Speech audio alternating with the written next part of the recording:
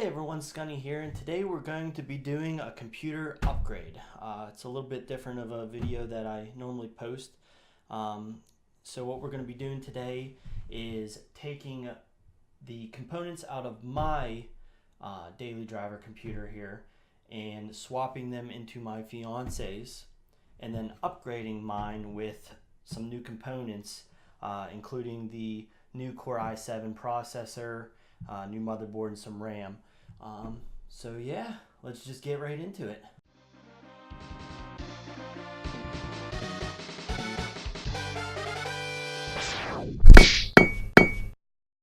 So this is my daily driver computer. As you can see, it's a H440 NZXT case. It's the Razer edition. And what I have in it is the Core i7 4790K, which is the Devil's Canyon i7, which is basically a Haswell chip, which was the 4th generation for the i7s. The other things that I'm going to be replacing in here are the Asus Z97 Pro Gamer, which is LGA 1150, and the RAM in here is Corsair Vengeance Pro DDR3 1600. What I'm going to be replacing it with is the brand new i7 8700K, which is the 6-core 12-thread i7 that just came out. And I lucked out getting this from Newegg because they were very limited supply, so they've been going up for sale for 5 minutes at a time here and there, and I just lucked out at the time I checked to be able to grab this. So we'll be putting this in here. With these new Core i7s, you have to get the new chipset boards, which is the Z370 boards from Intel. And they say they did this because of the power distribution has changed from the Z270 to the Z370. But you have to have the Z370 for these CPUs or it will not work. I went with the Aorus Gaming 5. And when we go through, I'll talk a little bit more why I chose this board as opposed to an Asus Maximus X or 10 or the Gaming 7 version of Gigabyte. So, and then finally, I got 2 sticks. Eventually, I'm going to be upgrading to 2 more of these, so I'll have 32 gigabytes. But this is 16 gigabytes of the Trident Z RGB DDR4 3200 RAM. So, and then just some thermal paste because I'm going to be switching CPUs on both of these computers, mine and my fiance's. So let's go ahead and start with taking this apart.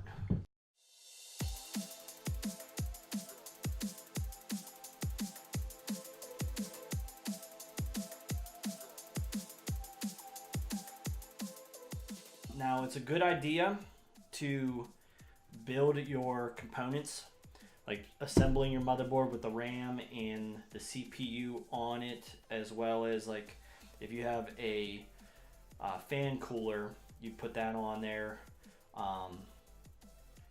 and like any other PCI, like NVMe drives or anything like that, you'd put those on there before you put it in the case, just because it's easier to do that stuff before you go and put it into the case. But since this case is pretty much built already, we're not going to have the luxury of doing that because all of my cables are already ran. So it's going to be difficult for me to undo those cables to be able to run them to the motherboard and everything as I work on it. So we're just going to go ahead and put these into there right off the bat and hope for the best. I mean, if something ends up being wrong with these and I need to take them out, then we'll just go ahead and do that. It'll be a little bit more time consuming, but really not a choice that I have. Now, you're supposed to ground yourself, so I should be doing this to stop with static shock. If you're on carpet and you have socks on, you're probably going to need or want one of these, or to discharge yourself from static electricity. If you don't have one of these, you can just touch your, if you're standing still, just touch your case now and then, or any piece of metal, to discharge any static electricity that you might have built up. Just because, I mean, newer components nowadays don't really run the risk too much of being fried by static electricity, but it's always a good idea just in case. Now I have the Gigabyte GTX 1070 in this case, and we're going to be putting that back in, and that's one of the reasons why I went with the Gigabyte motherboard. Is I mean, it's not necessary to have the motherboard and graphics cards and other components mixed, but it's a nice presentation wise, and this is an RGB motherboard, so that definitely helps as well. Well, helps with the aesthetic as well.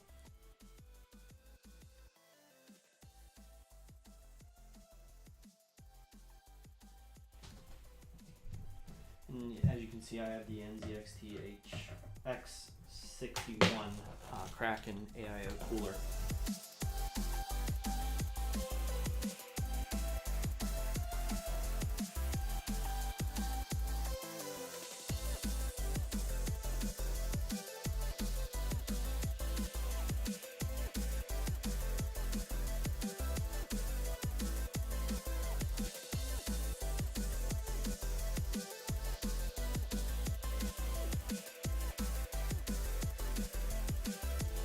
Get right to it. So this is the Gigabyte Aorus Gaming 5 Z3070, and like I said in the beginning of the thing, I chose this one mainly because there's the Gaming 7 and the Gaming 5, which are about $50 apart, $200 for this one, were relatively the same. This one has Wi-Fi. I don't really need that. The other one has dual gigabit NIC ports, or Ethernet ports. I don't need that, and it has about pretty much the same performance benchmark wise as the Gaming 7. This one does, and they both look the same. The Gaming 7 has another shield for where the NVMe M.2 port or thing is, but I mean, so yeah, let's get right to it. So this is the RGB version.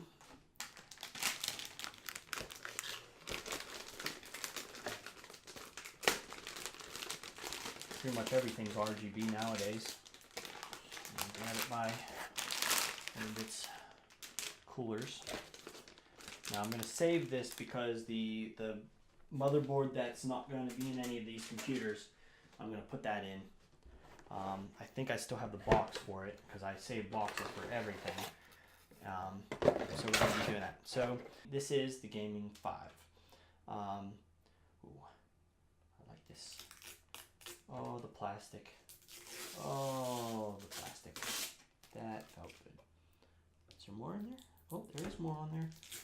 Oh yeah, there we go. That felt good. I think there might be more on here. No. Okay.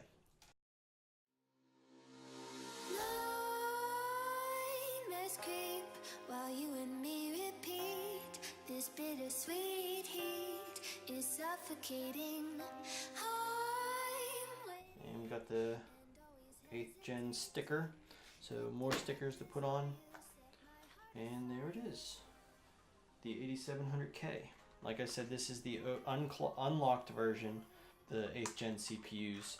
This is 6 cores, 12 threads. And the reason why I'm upgrading for this is because I'm doing a lot more streaming and video editing. And this is going to help out a lot with having those different processes up and running when I'm either gaming or doing productivity work through editing video and so forth. So this is why I went with this. And another reason why we're upgrading is because my fiance's computer has been having a lot of trouble with thermal throttling, as well as USB ports dying on the motherboard and so forth. So this will and pop. There we go. Just throw things. All right. So if you haven't ever built a PC before, move this around so get a better view. There's a little tiny arrow, and you want to match that arrow up on the arrow on this. It's sometimes on the chipset here, other times it's on the shielding. So it's on the shielding here, or the tie down. So I'm just going to be going like this. This is LGA, so there are no pins on the bottom of this. It's just like circuit board type things. The pins are actually on the motherboard itself, and you want to make sure you want to go through and check the pins on here, make sure that none of them are bent any bad way or going to give you problems down the road. So they all look good. So we're just going to drop this baby in there and give it a little wiggle, and that is in there. So we're just going to tie it down. Put it underneath the post here, and then lock it down.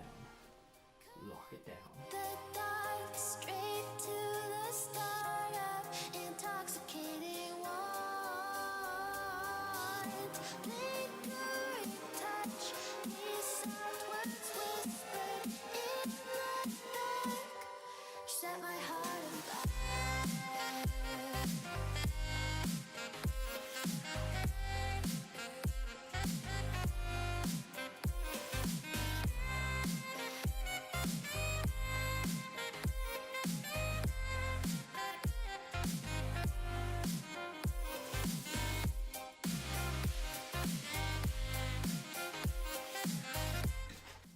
With the Arctic MX4 thermal paste here. It's gotten good reviews. And a little thing like this of thermal paste should last you a very long time. Alright, so for thermal paste, I mean, there's not really a bad way to put this on. Just don't apply too little of it or too much of it. A lot of people will say just put a dot on or P. Some people will say put a line down it or a line across. What I like to do is I just like to put a line down the middle like that, and that's usually good. Just put that down, wiggle a little bit. Now you don't want to test the components, especially the CPU, without a cooler on it. And it's good to put these screws back on diagonally, so to each end. That way it spreads the paste evenly. And they tell you that's how you should put your car tires on, the lug nuts. So, same principle. Fingers crossed. Alright, light was on. We got the RGBs on. We got post codes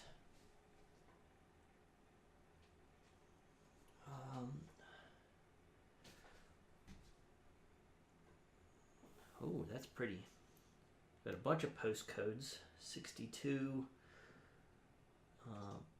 Oh, okay.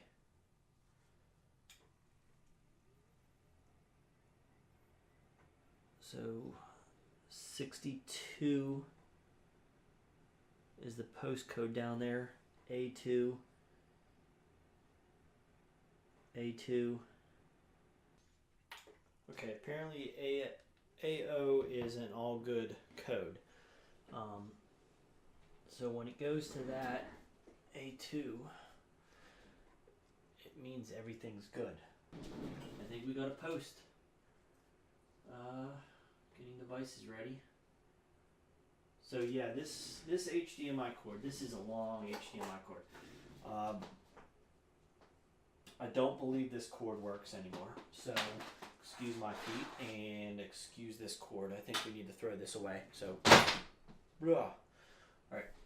And I'd like you to say hi to my doggie. She's sleeping with her stuffed animal. Okay. All right. So we got a post here and we got everything working. So I think we are all good. That memory there looks good. I'm gonna have to adjust the RGB on the motherboard itself because we don't like that red. We don't like that red one bit.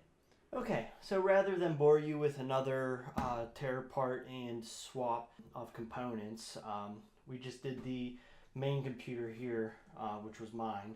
And after I finished everything, it posted. So there's still a few other things that I still need to do, which is overclocking the CPU, the graphics card, and the memory. But that all can be done afterwards. I still have to do some rearranging on my desk so that this isn't on the floor anymore. So no dust, or not a lot of dust, can get into it. For this PC, I didn't go over the specs that were in it. What I did change out used to be a Core i5 3570K, which was the Ivy Bridge 3rd generation of the i series chips. The motherboard was a P8Z77V, which is LGA 1155. Now that is the, I think, 3rd generation. It goes from 1155 to 1150 to 1151, which is kind of weird. Memory was same, Corsair Vengeance Pro 1600. This has two GTX 650 Ti boosts in SLI. Eventually I'm going to want to change that out to either get a 1080 for this PC and then move the 1070 over to this one, or just get another 1070. And then there's a Corsair H40 AIO cooler on here. I figured out the problem with the thermal throttling for the CPU. The radiator fan got unplugged somehow, so that's why the CPU was getting hotter than it should. It was like upwards of 70 Celsius, which is like 130 degrees, or 150 degrees. But the problem with the other motherboard as well, and why it needed to go anyways, was that USB ports and USB jacks on the motherboard were starting to die slowly. So we got the H440 case, Razer Edition. We got the new Z77GB Gaming 5 motherboard with the 8700K i7 and 16 gigabytes of Trident Z RGB. On top of that, we have a NZXT Kraken X61 AIO cooler for the CPU and an HXI 850i Corsair power supply. I still have yet to test the CPU and make sure that it's working optimally. Still have to do like some streaming on it and things like that. But I think I'm going to be happy with the way it is, and with that new motherboard in there, with all the RGB, I definitely have to display it and put it up on the desk somewhere and not on the floor out of the way. So all I need to do now is figure out where to put these stickers on this thing. A few stipulations if you're going to be changing out a motherboard from different chipsets. The drivers are going to be different, and you're most likely going to run into problems with Windows if you have certain BIOS installed for the previous motherboard with the new one. I ran into this. Sometimes you can get away with just some software that will wipe the chipset and all the drivers that you had installed previously on your hard drives, and reinstall the new chipset, the new BIOS, and everything like that, and it would be fine. Some of the times you run into a problem where Windows doesn't really register the new chipset or doesn't really overwrite it properly. What I had to do was install a fresh copy of Windows 10. Now, this wasn't a problem for me because the only things that I had on my boot drive, which is the 250 gigabyte SSD, was pretty much Windows, World of Warcraft. Everything else, games, programs, things like that, were installed on my SSHD. So I had to reinstall Windows, a fresh copy, have that install the temporary drivers and everything like that, and then get the updated drivers from when everything was set up and ready to go. You might run into problems when you do that because the caches for everything, like app data and stuff like that, are cached on your boot drive on where Windows is installed. So sometimes software, all you'll have to do is run the install again and it will ask you to repair, and then you just do that. Sometimes, like I ran into with Microsoft Office or my Photoshop and Adobe Premiere, was I had to reinstall completely. There wasn't an option to repair it to where it would install the necessary things on the C drive, but then point to the actual program files on the D drive, which is my SSHD. So yeah, I hope you enjoyed it and enjoy this video of the setup, and we'll see you in the next one. Thanks. Bye.